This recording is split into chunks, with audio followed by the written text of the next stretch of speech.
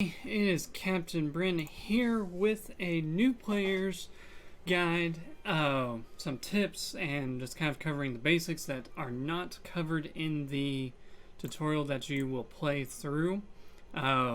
This explains attacking, defending, kind of the basics. I mean, I will mention these basics, but I will try not to repeat that as much.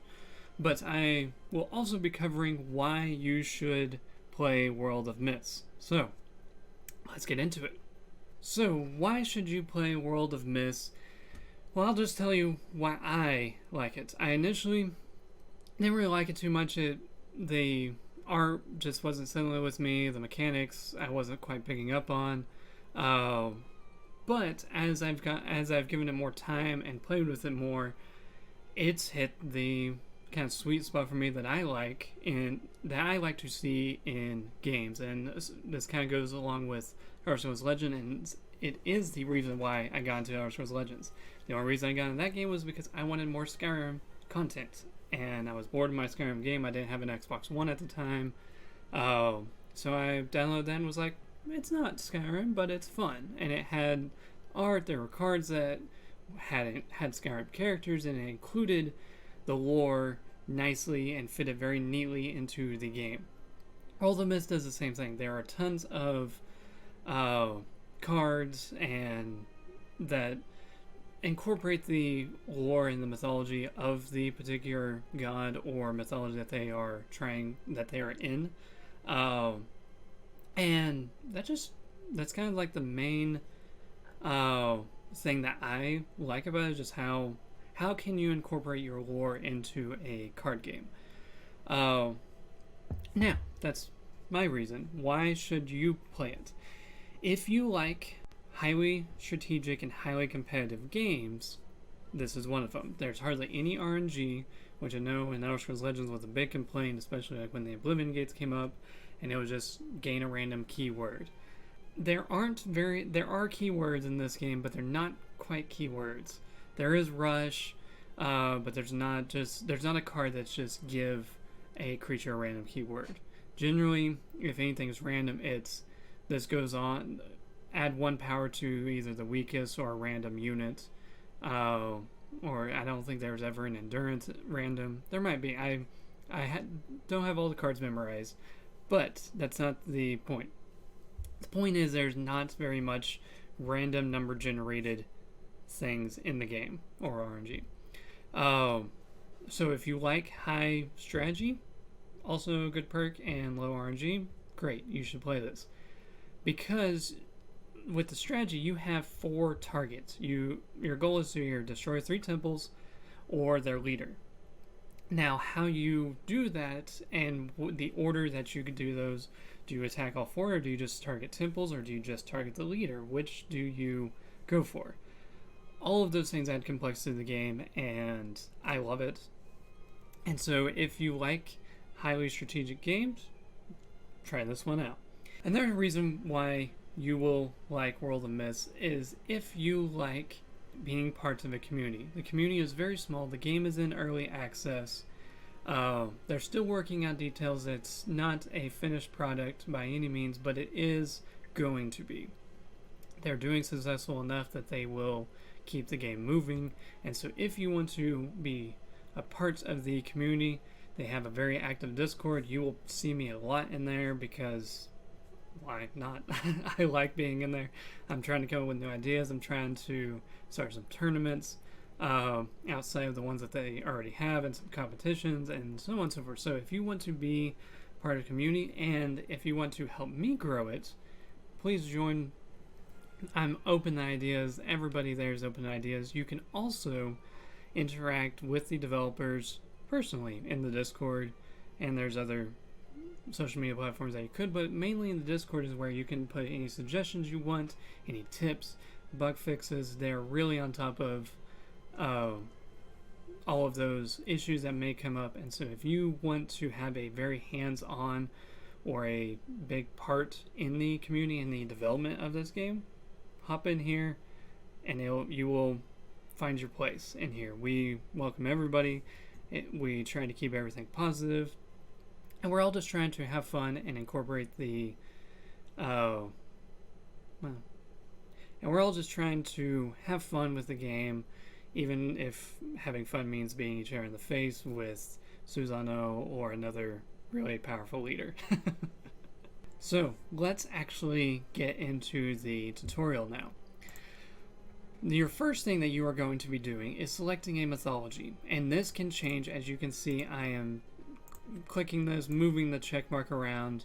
Whichever you have selected, it really only impacts a few things. It impacts what daily quests you have. So wait, I want Greek. And when you re-roll a quest with this little arrow, like I'm about to do, you will get a quest that's kind of specific to that mythology. I say kind of because play 20 units with 3 costs or less, you can do that anywhere. But like Poseidon, he does things. One of his abilities, or his ability, is exhausting a unit when you play a creature that is 3 cost or less. So this is kind of targeting Poseidon, but it can be fulfilled by others. So that's one thing of picking a mythology does. So as you see, I'm about to re-roll this, and now I have a very specific Greek mythology, and that is play 60 Greek cards. And perfect. I would say, always try to re-roll quests to get a 250 gold quest. They're either going to be 150 or 250. Packs cost 500 gold, so you want to get there as quickly as you can so you can get more packs, so on and so forth. Also, daily login rewards, you should definitely hop on these. They're not the best rewards by any means, but these will stack up eventually. So, that's one benefit of selecting your mythology, and it can be changed. And pretty much what you should do is select the one that you're going to be playing with. So the reason why I had selected Greek is because I've been running Ares and trying to level up Ares because I've been enjoying the deck. Now, I'm playing a lot of variety amongst these leaders, but you, as a new player, should not try to do this. You can. There's nothing barring you from doing so, but if you want to get good very quick, build up a collection pretty quick, find 1, maybe 2 leaders in a particular mythology and just play them, build up the deck, build up your collection to keep improving that deck, and then the higher level up you go, the better the rewards are. And so as you can see, I've been playing Odin and Thor quite a bit. I mean, father and son, I gotta level them both up almost evenly and make the son even better than the leader. But that is a strategy that I would recommend with selecting mythology and picking a leader or two and just leveling them up. If you want to play with another one, nothing's stopping you. No one's saying you should not play them. Go play them. All I'm saying is find a handful, a small number of leaders and decks that you like to play and play them. That way you can optimize and quickly maximize their level, which I believe goes up to 30. And the higher you go, the better rewards you'll get. You start getting diamonds and gold, and I think you might get a pack or 2 every 10 levels or 5 levels. I haven't figured out the system yet, but the rewards are great. So just select whichever mythology you want, or that you are going to be playing a lot with, and then you will do good from there. You can change this whenever. Another thing, if you want to play draft is here, and you will first choose a leader. I think you will pick 1 out of 4 leaders. Maybe it's 1 out of 3 leaders. Either way, your first leader will be out of your chosen mythology. I've picked Greek.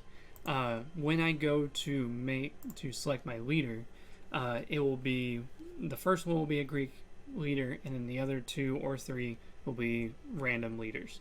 And then draft mode, you're drafting a deck and you're playing it. You can draft cards from other mythologies, but your leader is the only one that's kind of not necessarily specific, but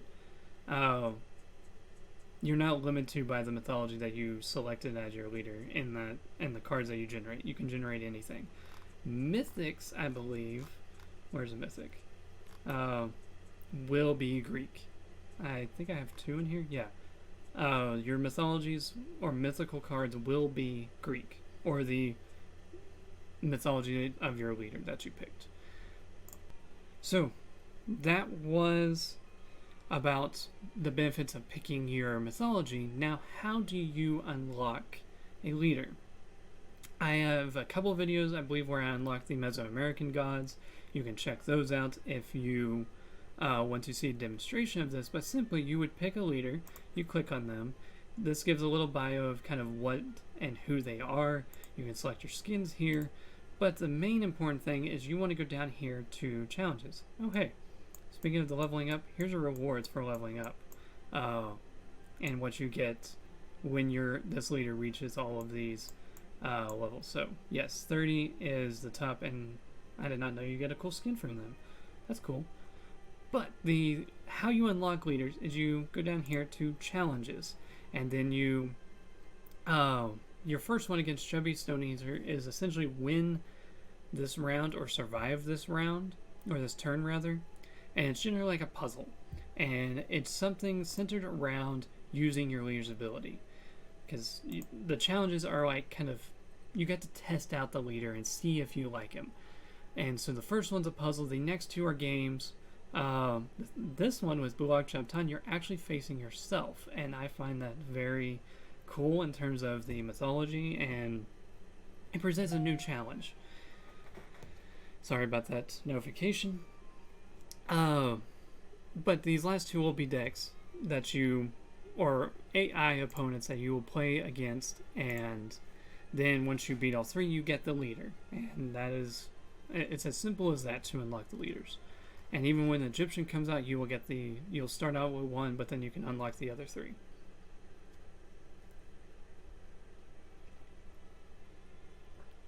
So, another tip with leaders is their pedestal versus them being on the battlefield. When they're on the battlefield, their pedestal ability does not count. So if you summon Odin for 3 faith and you attack, or say you want to defend with Odin, you summon him on...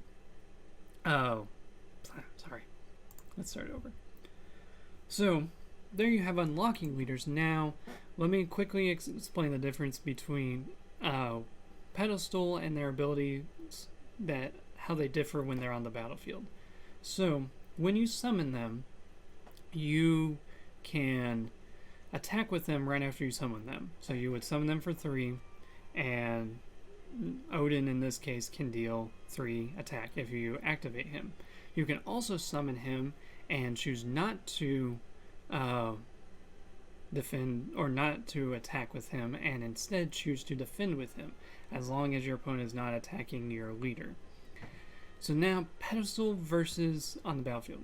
Pedestal means when they are not summoned onto the battlefield. When they are just sitting on the right side of the screen, this ability will trigger. So say you're attacking with Odin, and you do trigger his ability because you would win with 2 or more attackers. However, since he is on the battlefield, that ability will not apply.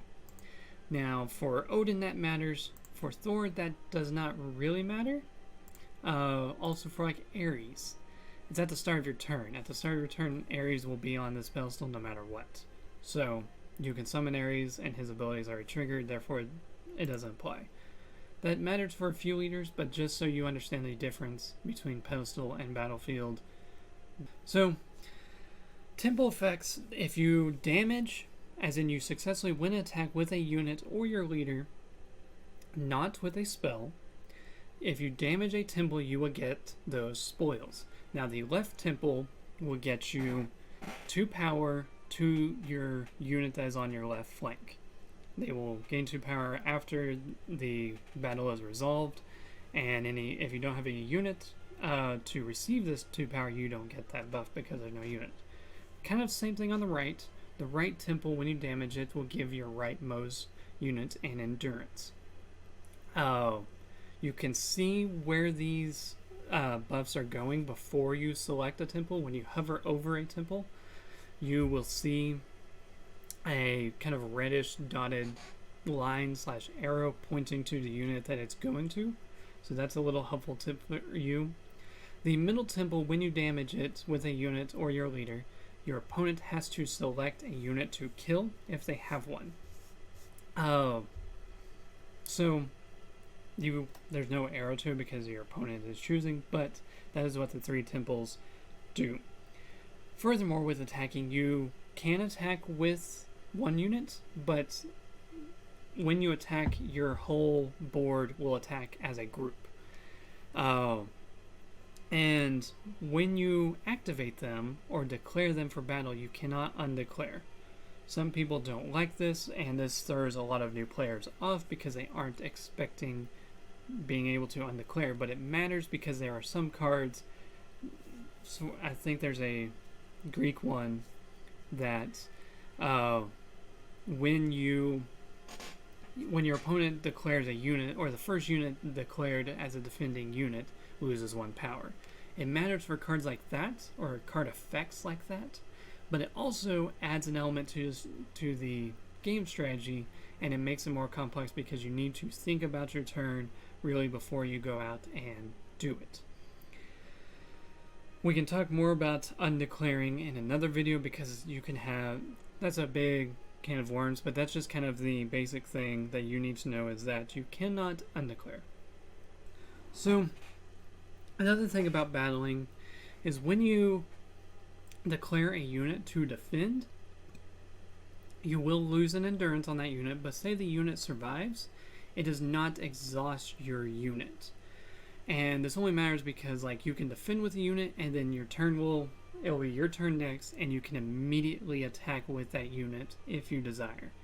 Now, that is a recent change, and I just wanted to kind of throw it out here so that you know that your unit will be readied right after defending so that you can use them to attack. So, another tip of how do you acquire packs. You want to level up your leader.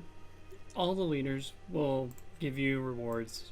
I believe they are the same overall, or between each leader. Maybe not. I didn't research that. But leveling up your leader will give you a pack and plenty of gold to buy packs. You can buy packs in the store. You can also do a review on Steam to get 3 packs. Review, you report it in the Discord, and you will get 3 packs. All you do is you click this and it'll take you to the link. Here's where you buy packs. You can also use diamonds to buy packs. You have all the other special offers that if you desire to buy, you can definitely buy it. There's no one stopping you. But what are the other ways? Are there other ways to acquire packs? Yes, there is. You can play. Draft will give you some rewards. Tournaments as well will give you rewards. On Saturdays, there will be a tournament at 8 p.m. GMT, and that is generally hosted by the developers. There's sometimes a cash prize, sometimes it's just in-game rewards. I will be hosting a few tournaments. I will also be hosting weekly challenges in the Facebook and Reddit groups. Right now, the challenge that's going on is who can generate the highest attack power. So if you can win these contests, you will get 5 packs or 500 diamonds, or maybe I will be changing up the rewards later. So I will also have pack codes in certain videos, sometimes hidden. I will give you a hint in the subtitles of this video. There is a pack code, so happy hunting.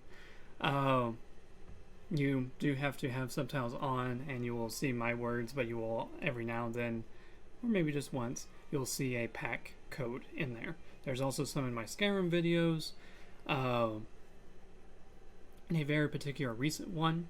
So you can find these or you can get packs just by being active in the community, is what I am putting forth. So if you like this game, you want to grow your collection, get involved, and you can find packs. Most of them aren't just going to be freely given to you. You do have to do some effort, and the effort that I'm trying to put forth is you just play the game and you can get the packs. So that is what I try to do, and that is some good ways for you to acquire packs and build up your collection. We don't have a friends list in the game, and at the moment there aren't that many players generally in the queue, as in when you go to play ranked and you hit play, you would be waiting for a minute. And generally, if you message someone on Discord or set it up in another way to say, hey, I'm online, do you want to get online? Let's play a game. you're kind of hoping that there's no one in game and hoping that you and your friend can play together. But if you want to set that up specific where only your friend and you will be able to play against each other, actually go to tournament. And then you go to create tournament, and you can create it where it's 2 participants. You can make the entry fee free. If you want to have things interesting, you can make each other pay. You can even say you will cover all the fees if you want. You can pick a specific start time. You can even password lock it and just put it for your friend. And you can have whatever password you want, and you would just share that password with your friend, and that is how you could set up 1v1 matches.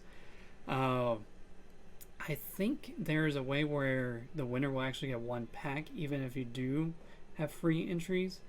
That may or may not be true. I thought I saw that at one point, but that might have been either a bug or an earlier edition. Also, my cat says hi, and good luck to you new players if you heard that. So, let's talk about cards and crafting. So there are 4 rarities of cards. There's common, rare, epic, and mythical. Common cards are this. They have no dot, or they're basically the most basic card you can have. They cost, where's an example one? Here's an example one. It costs 50 times sand to craft it. To craft a common one.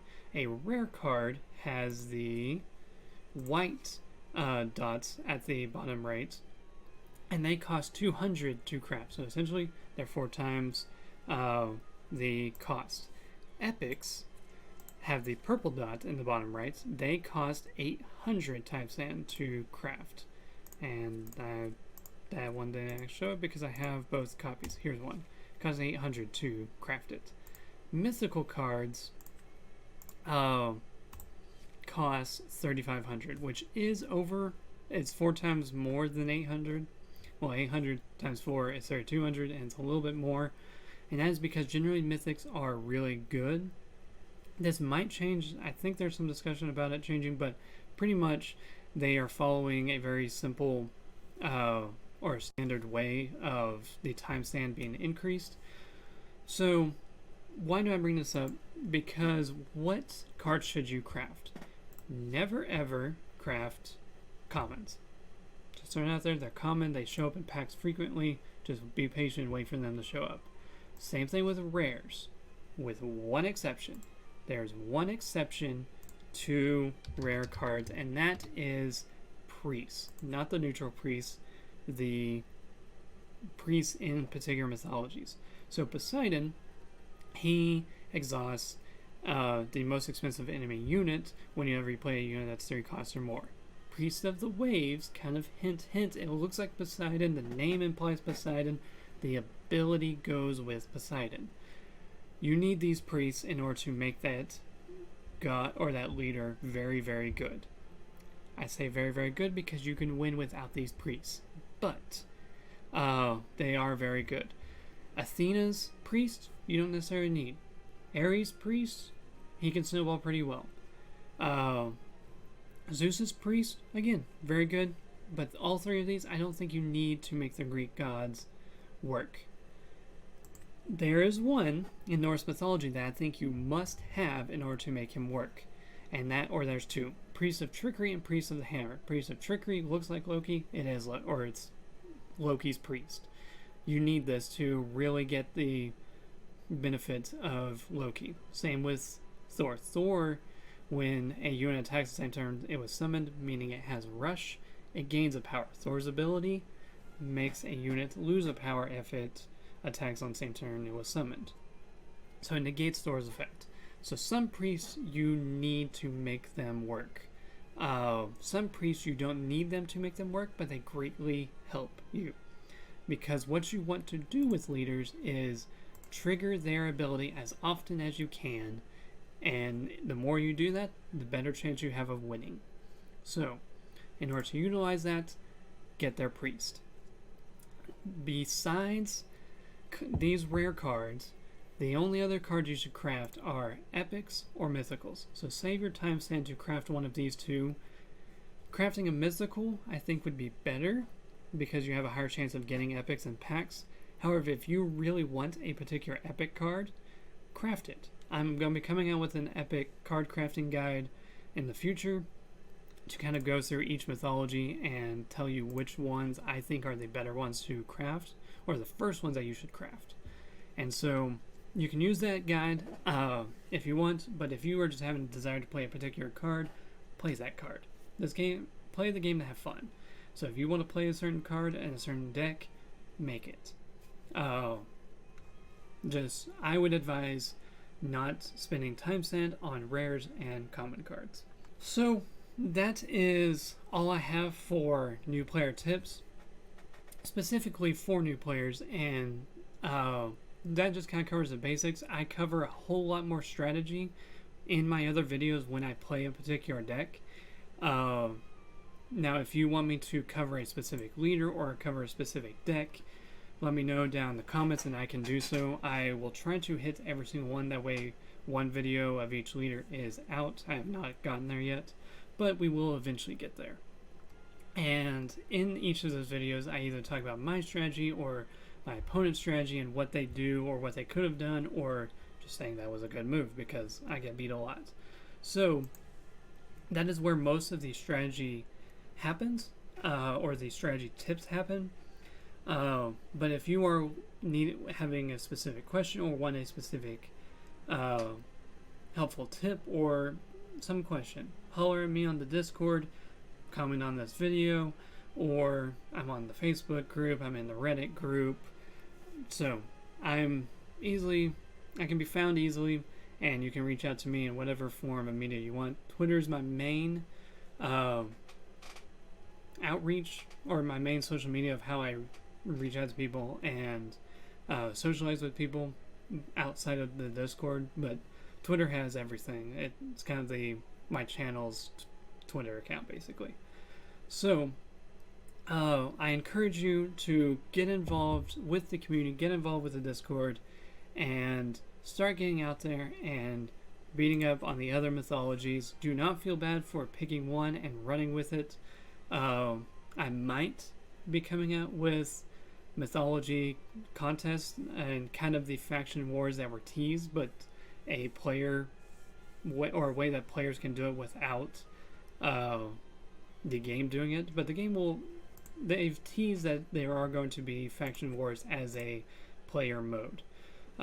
It just may be further down the line because they're still working on specific mythologies and such.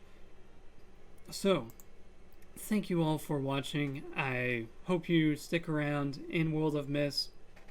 I hope you continue to support my channel and support the game because I'm having a lot of fun with it. I'm going to be here for a while playing this game.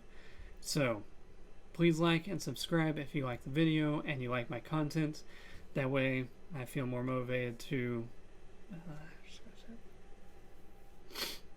So, please like and subscribe if you like this video and you want to see more of my content. If you get the notification bell, you might be